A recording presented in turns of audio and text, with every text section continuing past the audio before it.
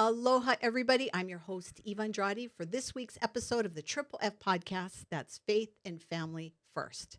Now, one of the greatest scenes in one of the Star Trek movies was Spock, who said, "The needs of the many outweigh the needs of the few." And we're going to talk a little bit about that today. So stay tuned. Let's chat about that.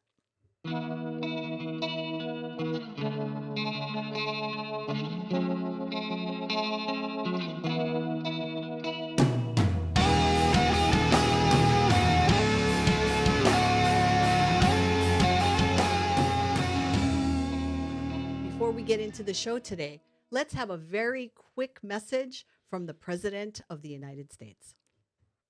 To everyone celebrating Transgender Day of Visibility, I want you to know that your president sees you. Jill, Kamala, Doug, our entire administration sees you for who you are, made in the image of God and deserving of dignity, respect, and support. But we know it's hard when there are those out there who don't see you and don't respect you. For example, the onslaught of anti-transgender state laws attacking you and your families is simply wrong. This administration is standing up for you against all these hateful bills, and we're committed to advancing transgender equality in the classroom, on the playing field, at work, in our military, in our housing and healthcare systems, everywhere, simply everywhere. Today, we're announcing even more steps, but there's always more work to do to end the epidemic of violence against transgender women of color and girls of color, to ensure transgender seniors can age with dignity, and to finally pass a bipartisan Equality Act, to help transgender persons around the world live free from discrimination and violence. Above all, to be there with you. To parents of transgender children, affirming your child's identity is one of the most powerful things you can do to keep them safe and healthy. To any transgender American who's struggling, please know that you're not alone. To parents and children alike, please ask for help and know this: you're so brave, you belong, and we have your back. God bless you all. Be brave.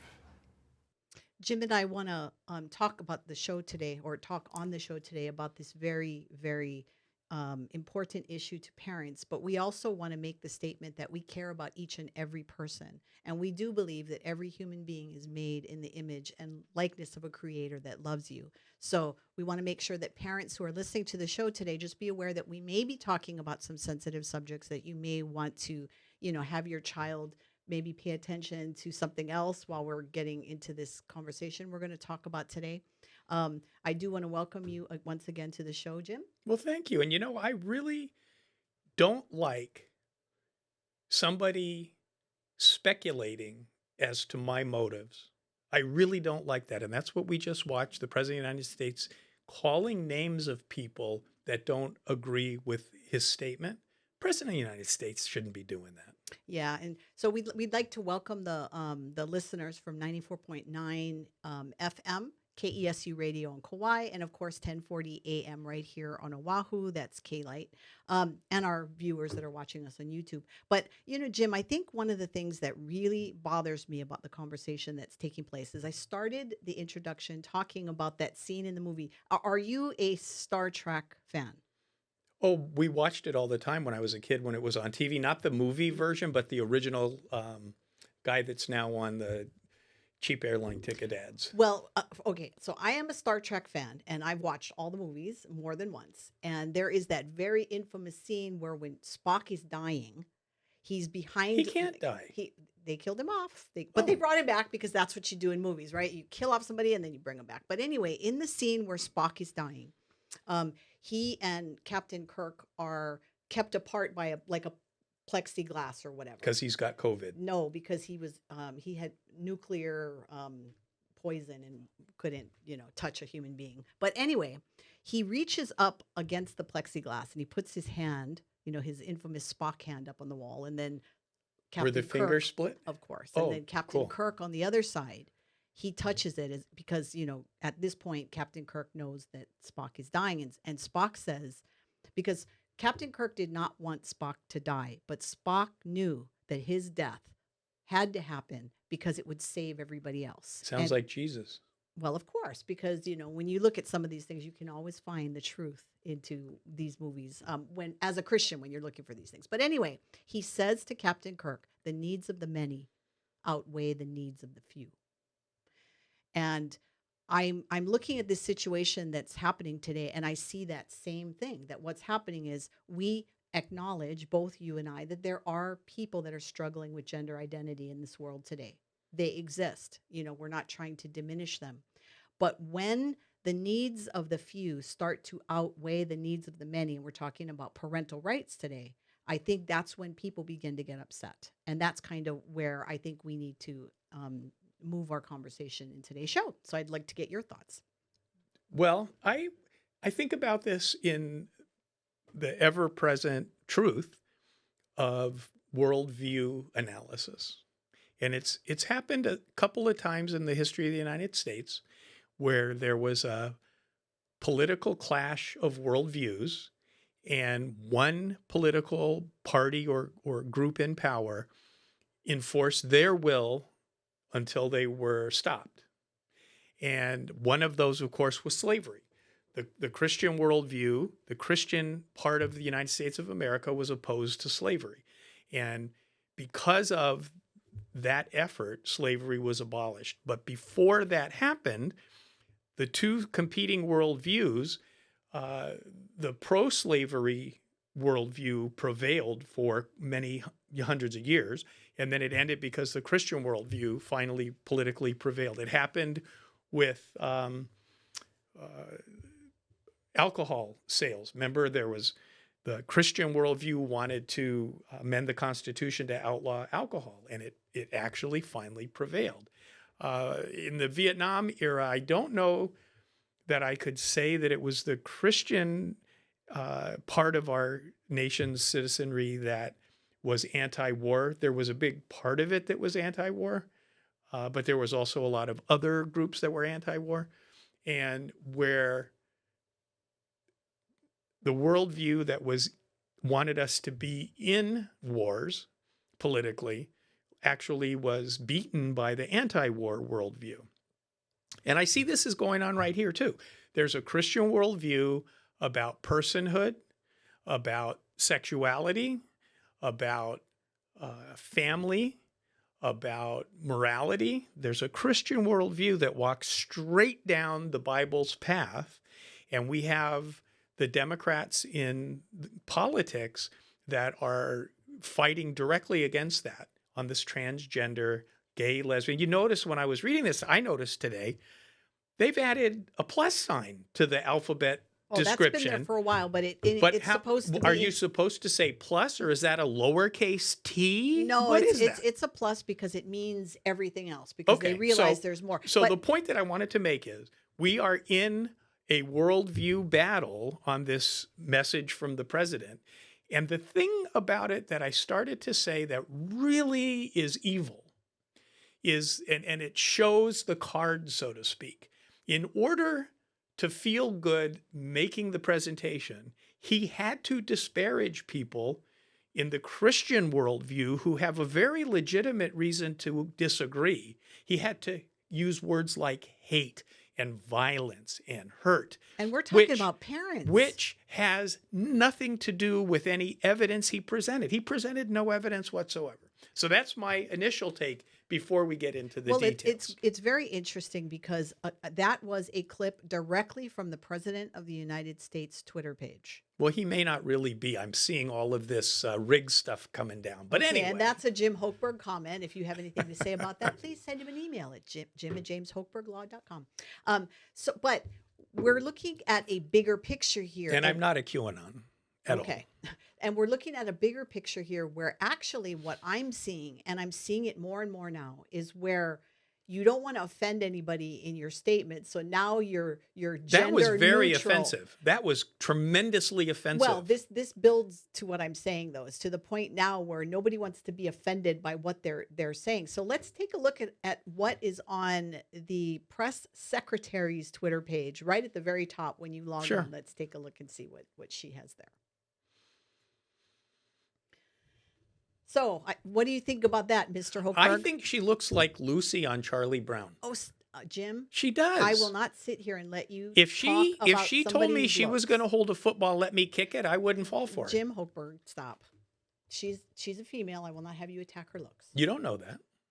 She identifies as a female. You don't know that either. What did she say she is? She's a working mom. That doesn't mean she's a female. Yes. It doesn't mean she's a mom, female. Mom is a female. Well, But not she in would- her she- world. well, okay. For those of you listening, this is the office. If men can be moms in her world, we don't know that she's a woman. Okay, for those listening, why don't you read what that says? She says she's a working mom of 2 small humans, spends most days communicating about the President of the United States' agenda and rebuilding trust with the American people. So I must not be a member of the American people group because she ain't building no trust with me. Well, I find it interesting that she called her children 2 humans. I thought that was dumb. But identified herself as a working mom when the administration themselves have made it a big deal that it is not moms anymore. It's a birthing person. Can we ask her, can we comment on that and ask her when she determined they were human? This is her Twitter page. You can go, if you have a Twitter account, you can go there. I mean, that's like from January. But would it still be there? No, she joined in January. I would make a recommendation to the press secretary, though. If she's going to have a politically correct statement, it should read working person of 2 small humans. And then that way, she only has 372 followers. Oh no, she's got 2.3 million. So, but this is the bigger picture of what we're dealing with, right? We're seeing not only they're insane. Are they really creating a wedge between parents and kids Intentionally. Yeah. It's a worldview battle. It's not a parents battle. So I want to one of the things that you and I looked at is we looked at a recent hearing that the Health and Human Secretary was at, and this goes to the point. Madam Becerra, right? No, you don't know if he's a man either. No, he says I'm not a biologist. He says in here in the very beginning of the interview, and we'll put the link in for those of you watching on YouTube. Go ahead and check out. You can watch the whole interview. So basically, this was a House budget hearing, okay, and this was congressional leader Lauren Boebert from Colorado. Boebert. Okay. It's BOE. So Boebert. Anyway, she was questioning him, and she says, and I quote. As a Secretary of Health and Human Services, can you define for this committee what is a man? He said, I'm a man. He says, you're looking at one. She said, great. So you are a man. I like that. Can you tell me, can men get pregnant? And then his answer was, unless you know something, I don't think the answer is pretty obvious. I think he was saying that it is pretty obvious. No, they're 1984 double speak intentionally. Yeah. So, but it is interesting because this is the same thing we watched through the hearing when we were the Supreme Court With justice, right? They Brown asked her, Jackson. to define woman, and she said she was, Now, interesting. In this same hearing, it goes on and it talks about all of this. I love it. She says, okay, so she's asking him if he believes that children should get some of these surgeries. And he would not answer. He In a would million not different answer. ways, he would not answer. He would not answer. But then she says, Mr. Secretary, can you tell me if there have been mastectomies? And then she names a couple of different procedures on children, and have taxpayers funded that? And he answered, so I could probably use the help of my wife, who's an OBGYN. So even now he's doing the same thing. I can't answer. So Jim, from now on, I cannot answer any questions that have to do with men or anything unless, if we're going to get down to that, we're going to have to start. This could be a good thing. It could be. No one talks about anything because they're not. But she presses him. She presses him to ask taxpayer dollars. And finally. And he should answer because she's a concealed carry permittee. What his answer, as you know, because this is what they do, he says, so Americans are entitled to receive healthcare services if they are entitled to receive any of the services that you just mentioned. Then it would be against the law for us to try and deny them. That's from Obamacare. That's where that came from, Obamacare. Well, but I'm telling you, it did. But we were trying to tell people even then that this was the beginning, that things were going to escalate and get worse. Now, what a lot of people are not talking about, and this is really what I wanted to focus on today, is that recently the Justice Department sent a letter out to all the attorney generals talking about what they can and cannot do in their But state. before you change from this president's thing and the article about his little video, there in the article that link is in, there's another link to what is it? It's the Office of Population Affairs in Housing and Human Services, his same committee or his same department, and I wished that we could make it available easily, but all you have to do is find the video, look at the story about the video. There's a link in there. It's called The Guide. It's gender affirming care and young people. And the Department of Health and Human Services, Office of Population Affairs, has this guide, and it says what gender affirming care is, who it's for, and why they think it's good. But what I thought was really, really interesting, two things actually. They have the definition of the word gender dysphoria. And this is a psychological disability, gender dysphoria. And they define it as clinically significant distress that a person may feel when sex or gender assigned at birth is not the same as their identity. That's exactly what the president was talking about. He's talking about people with gender dysphoria, which is kind of interesting. The thing that they say in this little guide, there's a little chart. It says, what is the affirming care? There's social affirmation, puberty blockers, hormone therapy, gender affirming surgeries. What is it? Social affirmation, who is it for at any age or stage? Is it reversible or not? It's reversible. Well, what is social affirmation? Adopting gender affirming hairstyles, clothing, name, gender pronouns, and restroom and other facilities. The next one, puberty blocking. That's during puberty, it's reversible. What is it? Using certain types of hormones to pause pubertal development. What is hormone therapy? And this is for early adolescence onward, and it's partially reversible. That means it's partially not reversible. Adolescents, children, not adults. What is it? Testosterone hormones for those who were assigned female at birth, and estrogen hormones for those who were assigned males at birth. And then the last one, gender affirming surgery.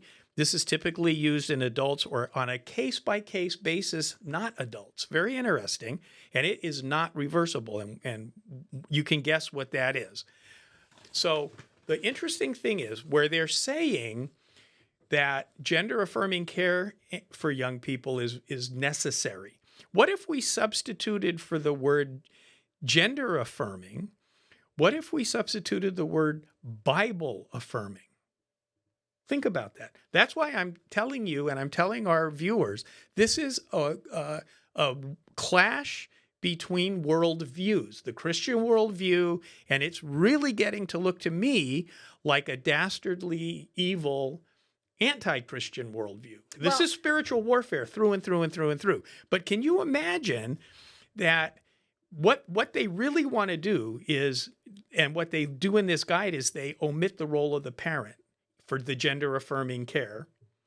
If we substituted Bible affirming for gender affirming and they omitted the role of parents, that would be something extremely troubling to many, many, many people. So please go and look at this document, which is linked in the article that video from the president came from. Well, and it's very interesting because in that same hearing that we referred to a few minutes ago, Congressional Representative Boebert specifically was pushing him on that, on the gender affirming care, right?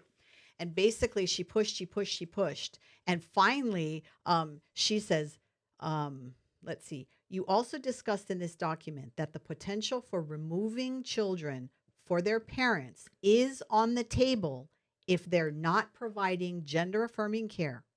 Mr. Secretary, do you think that parents who believe in two genders only should have their children removed from them? And his answer, and this is where we want our viewers and listeners to pay attention to where this is going. His answer was, Congresswoman, I believe in supporting and protecting transgender youth. I believe that they, along with their parents and their caregivers, will make the best decisions. And I would really urge that politicians like you stay out of their business. And so a caregiver could be a sympathetic teacher, not a parent. Well, that's what happened in Florida. If Exactly. you remember the situation that happened in Florida, for our viewers and listeners who may not be familiar, this was a case of a mother and child who had differences of opinion on the gender identity issue. Of the child. The child went to the school. The school provided all the counseling necessary and all of that. They provided all the gender affirming care. All the gender affirming care that the parents, without telling the because parents. they decided the parents were dangerous. Correct. And because of this, the parents found out about this when their child tried to commit suicide. So Correct. that's actually what we're talking about. But what's dangerous about all this, you've got that the Health and Human Services, they're providing all of this information, right, to teachers, and they are flooding the schools with this. Yes, So even in teachers- Hawaii. It's even happening in here. Hawaii. Not interestingly enough, it's not through the Board of Education or the Department of Education. It's through the HSTA Teachers Union, and it's from the teachers themselves, which makes it really urgent that the parents are vigilantly watching. Parents need to start joining the teachers associations, and they need to be going to schools and to the meetings and paying attention to the conversations, because a lot of this stuff they don't find out about because you don't have access to the information. See, people think that they could just easily go onto the website and find the You can't. curriculum and all that. It's near to impossible. They've made it very difficult to look at curriculum here in Hawaii. So I think that parents need So to I'm sorry that I distracted Yes, you. This so- March 31st thing from the Department of Justice. because you have the Health and Human Services providing all this information there. They're saturating our nation with this stuff, and leaders are embracing it and drinking it up as if it's water and they are on the desert, right? Correct. They're drinking all this stuff up. Then what becomes dangerous is now you have the Department of Justice who issues a letter to all of the state attorney generals and basically says to them that they had better follow these guidelines. So I'd really like to get your opinion on that. Actually, it's interesting. The perspective of the President of the United States, his Attorney General in the Department of Justice, the Department of Health and Human Services Secretary Becerra, and his Office of Population Affairs, they are all taking the perspective that the law that was passed in Florida is don't say gay. That's what it's called in the press. If you don't actually pay attention to the actual source documents, you won't know that the actual name of the law is Parental Rights in Education. It's a very different idea.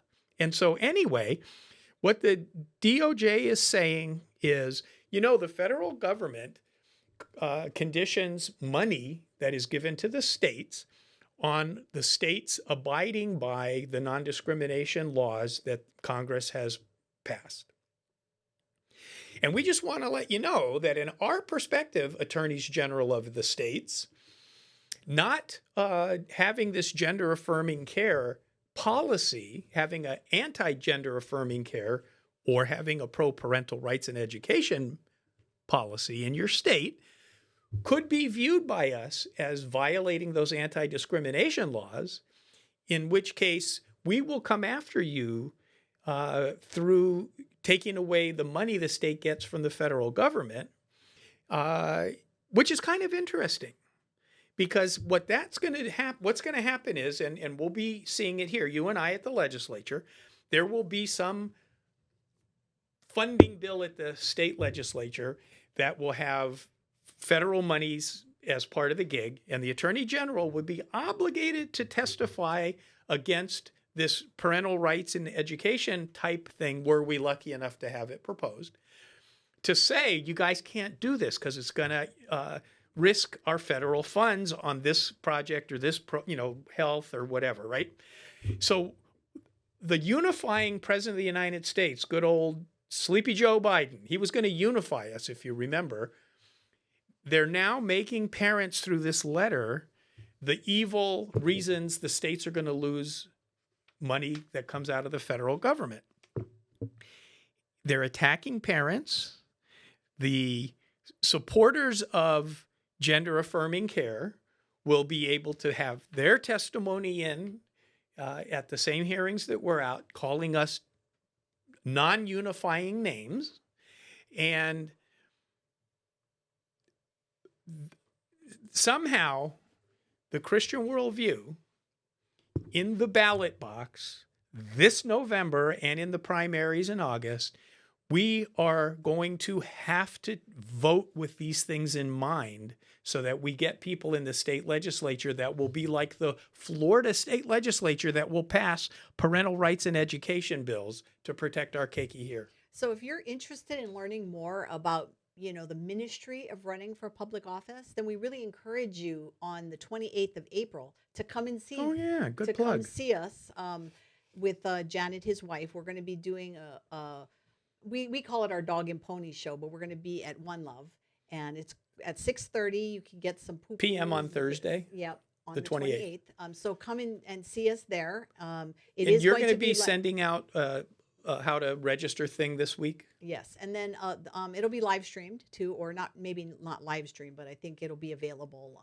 as a video. I think it will be right? live streamed. Okay, so I mean, you'll still be able to watch it in different ways, so make sure you do that. Stay plugged into the show because Jim and I are going to continue talking about these issues that affect all of us every day for faith, family, and freedom.